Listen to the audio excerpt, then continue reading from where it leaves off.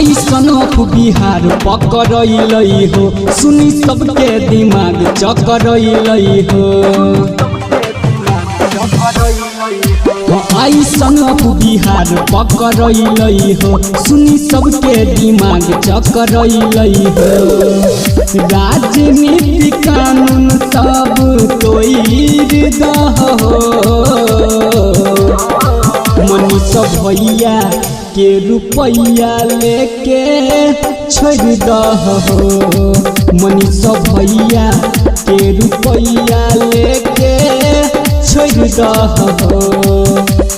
DJ Bittu Arya Kusheshwar बाजार।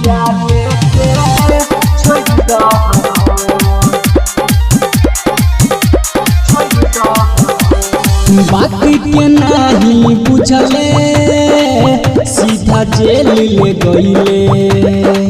सुनी के गिरई छैलो रबा सबके कोना के गईले हाँ दिन पे दिन बड़ होई अत्याचारे मिल के राखू सब कोई अपन विचारे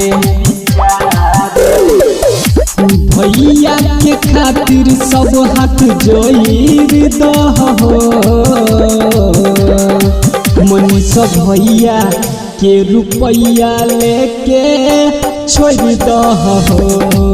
मनीष भैया के रुपैया लेके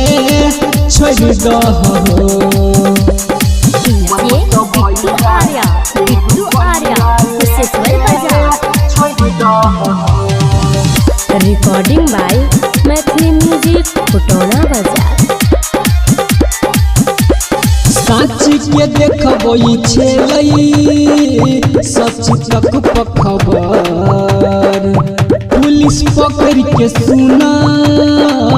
लई गेलै जबर अखिलेश यासी के भैया सुना गाना के राइटर संजीत सरोज कहै जनाना के सुख गेलै अखिया सबके लोर न दहो मनीष भैया के रुपैया लेके छोड़ दहो मनीष भैया के रुपैया लेके